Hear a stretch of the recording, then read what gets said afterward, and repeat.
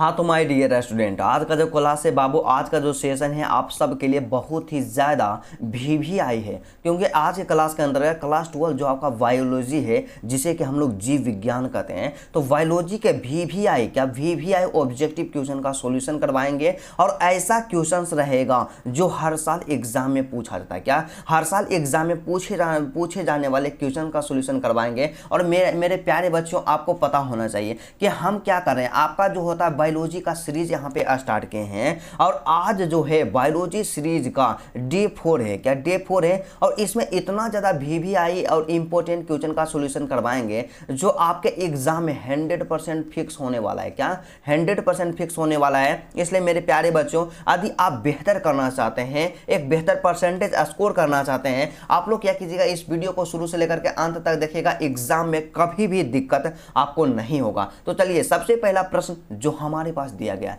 जो कि सबसे ज्यादा मोस्ट इंपोर्टेंट है मेरे प्यारे बच्चों। क्वेश्चन क्या कहता है कि विषाणु का अध्ययन किस शाखा में किया जाता है। बताइए, कितना आसान क्वेश्चन है मेरे प्यारे बच्चों कि विषाणु का अध्ययन जो होता है किस शाखा में किया जाता है। तो आपको पता होना चाहिए कि विषाणु का जो अध्ययन करते हैं वायरोलॉजी में करते हैं। क्या वायरोलॉजी में करते हैं। ऑप्शन नंबर जो आपका बी होगा मेरे प्यारे बच्चों, बिल्कुल ही सही आंसर होगा। खतरनाक क्वेश्चन है एग्जाम के दृष्टिकोण से, ठीक है।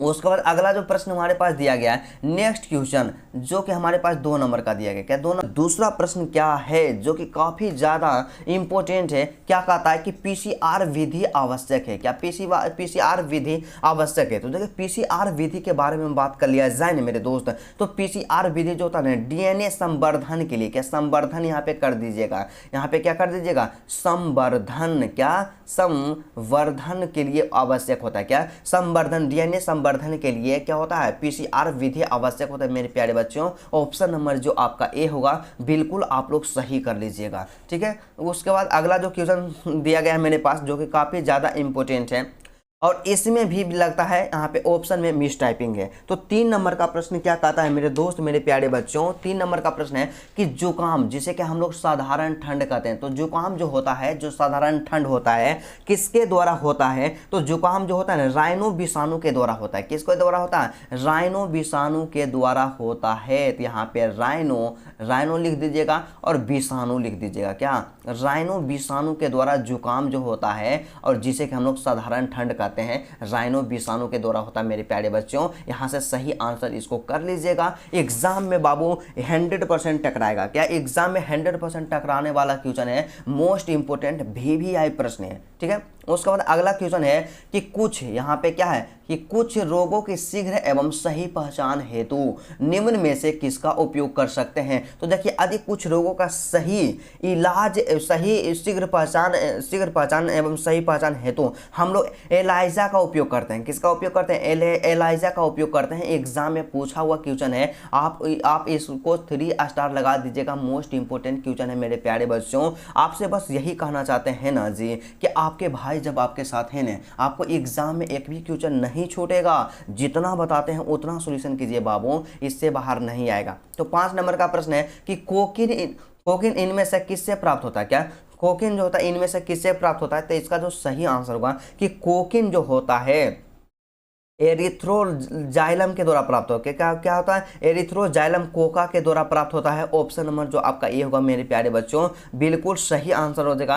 और वही नेक्स्ट क्वेश्चन के बारे में बात कर लिया जाए, तो नेक्स्ट क्वेश्चन जो हमारे पास दिया गया है, जो कि काफी ज्यादा इंपॉर्टेंट है। आप सबसे पहले इसको क्या कर दीजिएगा, इसको जो मेरे प्यारे बच्चों 3 स्टार लगा दीजिएगा। एग्जाम में कई बार पूछा गया। क्या कहता है कि ऑन्कोलॉजी, क्या ऑन्कोलॉजी किसका अध्ययन है। आपको पता होना चाहिए कि ऑन्कोलॉजी जो है ना, मुख्य रूप से कैंसर का अध्ययन है, और उसके साथ ही साथ ऑन्कोजीन का भी अध्ययन है। तो हमारा जो सही आंसर होगा ऑप्शन नंबर डी हो जाएगा। क्या हो जाएगा, ऑप्शन नंबर डी हो जाएगा।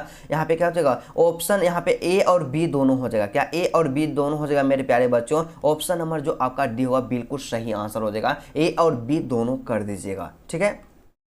उसके बाद अगला जो क्वेश्चन दिया गया हमारे पास 7 नंबर का प्रश्न। तो 7वां प्रश्न क्या कहता है मेरे प्यारे बच्चों कि कुछ रोग होता है, यहाँ पे क्या होता है, यहाँ पे कुछ रोग होता है, लेकिन हमको यहाँ पे लगता है ना इसमें थोड़ा सा मिस टाइपिंग है। यहाँ पे कुछ नहीं, कुष्ठ होगा। क्या कुष्ठ होगा? क्या कुष्ठ रोग जो होता है किसके द्वारा होता है? तो कुष्ठ रोग जो होता है ना मेरे प्यारे बच्चों किसके द्वारा होता है? जीवाणु के द्वारा होता है। क्या होता है? जीवाणु के द्वारा होता है मेरे प्यारे बच्चों। आप हमेशा याद रखिएगा कि कुष्ठ रोगों के बारे में बात कर लिया जाए तो कुष्ठ रोग जो होता है किसके द्वारा होता है? जीवाणु के द्वारा होता है। किसके द्वारा? जीवाणु के द्वारा होता है। ऑप्शन नंबर जो आपका ए होगा मेरे प्यारे बच्चों बिल्कुल सही यहाँ पे हो जाएगा। और वही बात करते हैं नेक्स्ट क्वेश्चन जो हमारे पास 8 नंबर का दिया गया।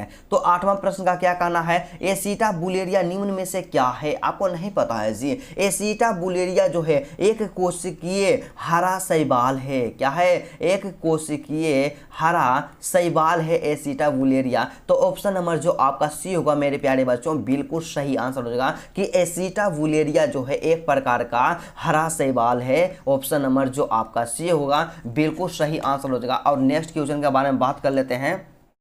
तो अगला क्वेश्चन जो हमारे एग्जाम के दृष्टिकोण से महत्वपूर्ण ही नहीं बल्कि अत्यंत ज़्यादा महत्वपूर्ण है। एग्जाम में यही सब पूछा जाएगा, तो आपको बाबू कभी भी इसको मिस नहीं करना है, क्योंकि जो हम बता देते हैं ना समझिए एग्जाम में फिक्स होने वाला है। क्या एग्जाम में फिक्स होने वाला क्वेश्चन रहता है। तो 9 नंबर का प्रश्न दिया गया है। तो 9वां प्रश्न का क्या कहना है मेरे प्यारे बच्चों कि भारतीय भैंस का जंतु वैज्ञानिक नाम क्या होता है? देखिए भारतीय जो भैंस होते हैं उसके जंतु वैज्ञानिक नाम क्या होते हैं?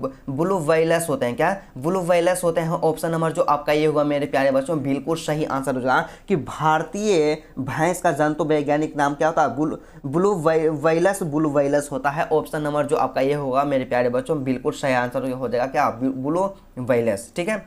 और वही बात कर लेते हैं नेक्स्ट क्वेश्चन के बारे में। तो अगला प्रश्न जो हमारे पास दिया गया 10 नंबर का प्रश्न। तो 10वां प्रश्न क्या कहता है बाबू? 10 नंबर का क्वेश्चन है कि निम्नलिखित में से कौन पशुपालन में सम्मिलित नहीं? आपको नहीं पता है कि मुर्गी पालन भी पशुपालन है, मधुमक्खी पालन भी पशुपालन है, मत्स्य पालन भी पशुपालन है, लेकिन कार्बनिक खेती जो है पशुपालन नहीं है मेरे प्यारे बच्चों। तो ऑप्शन नंबर जो आपका डी होगा बिल्कुल सही आंसर हो जाएगा कि कार्बनिक खेती जो होती है पशुपालन में यहाँ पे सम्मिलित नहीं है। तो ऑप्शन नंबर जो आपका डी होगा बिल्कुल सही आंसर हो जाएगा। एग्जाम के दृष्टिकोण से बहुत ही ज़्यादा यहाँ पे वीवीआई कर दीजिएगा, एग्जाम में छपेगा 100% आप सबको गारंटी है। ठीक है। उसके बाद अगला क्वेश्चन जो हमारे पास दिया गया है नेक्स्ट क्वेश्चन हमारे पास 11 नंबर का। तो 11 नंबर का प्रश्न क्या कहता है कि ईस्ट किसका प्रमुख स्रोत है? आपको पता होना चाहिए कि ईस्ट जो होता है किसका प्रमुख स्रोत होता है मेरे प्यारे बच्चों।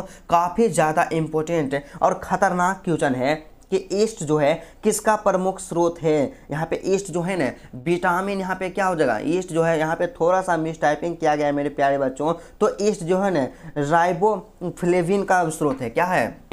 यहाँ पे इसको सुधार कर लीजिएगा मेरे प्यारे बच्चों कि ईस्ट जो होता है यहाँ पे किसका है? राइबोफ्लेविन का है। क्या? राइबोफ्लेविन का। राइबो यहाँ पे राइबो लिखिएगा और फ्लेविन लिखिएगा। क्या? फ्लेविन का। क्या? राइबोफ्लेविन का प्रमुख स्रोत है। और राइबोफ्लेविन को हम लोग विटामिन बी या विटामिन B2 भी कहते हैं। तो यहाँ पे इसको सही कर लीजिएगा, एग्जाम के दृष्टिकोण से मोस्ट इंपॉर्टेंट है। और जब इसका PDF देंगे तो इसमें ऑप्शन को भी सुधार लिया जाएगा, तो आप लोग कभी भी चिंता मत कीजिए। ठीक है। तो 12 नंबर का प्रश्न दिया गया कि मिट्टी को उपजाऊ बनाने में सहायक होता है। आपको नहीं पता है मेरे प्यारे बच्चों कि यदि हम मिट्टी को उपजाऊ बनाना चाहते हैं तो उसके लिए जैविक खाद का उपयोग किया जाता है। किसका उपयोग किया जाता है? जैविक खाद का उपयोग किया जाता है। तो ऑप्शन नंबर जो आपका बी होगा बिल्कुल सही आंसर हो जाएगा कि मिट्टी को उपजाऊ बनाने के लिए जैविक खाद का उपयोग किया जाता है। और वही बात करते हैं नेक्स्ट क्वेश्चन जो कि हमारे पास 13 नंबर का क्वेश्चन है। तो 13 नंबर का क्वेश्चन क्या कहता है? यहाँ पे सिंपल सा है कि बाघ उपभोक्ता है। तो बाघ उपभोक्ता जो है ना द्वितीय श्रेणी का है। क्या? द्वितीय श्रेणी का। आप लोग हमेशा याद रखिएगा कि बाघ उपभोक्ता के बारे में बात कर लिया जाए तो द्वितीयक श्रेणी क्या है? सेकेंड। यहाँ पे सेकेंड श्रेणी है। ऑप्शन नंबर जो आपका हो यहाँ पे बी होगा मेरे प्यारे बच्चों बिल्कुल सही आंसर हो जाएगा। और यहाँ पे दिया गया है नेक्स्ट क्वेश्चन 14 नंबर का प्रश्न। तो 14 नंबर का प्रश्न का सिंपल सा छोटा सा यहाँ पे है कि वायुमंडलीय आर्द्रता को किससे मापा जाता है? देखिए वायुमंडलीय आर्द्रता जो होता है ना आर्द्रमापी के द्वारा मापा जाता है और हाइग्रोमीटर इसे कहते हैं। क्या? हाइग्रोमीटर के द्वारा भी मापा जाता है। तो मेरे प्यारे बच्चों ऑप्शन नंबर जो आपका डी होगा बिल्कुल सही आंसर हो जाएगा कि वायुमंडलीय आर्द्रता को हाइग्रोमीटर के द्वारा मापा जाता है। बिल्कुल सही आंसर है, एग्जाम में इसी तरह का पूछा जाएगा। ठीक है, और सबसे अंतिम प्रश्न है, तो लास्ट क्वेश्चन क्या कहता है कि परितंत्र का दो वनस्पतियों के बीच का संक्रमण भाग कहलाता है। तो परितंत्र के दो, यहाँ परितंत्र जो होते हैं ना दो वनस्पतियों के बीच का संक्रमण का जो भाग होता है क्या कहलाता है?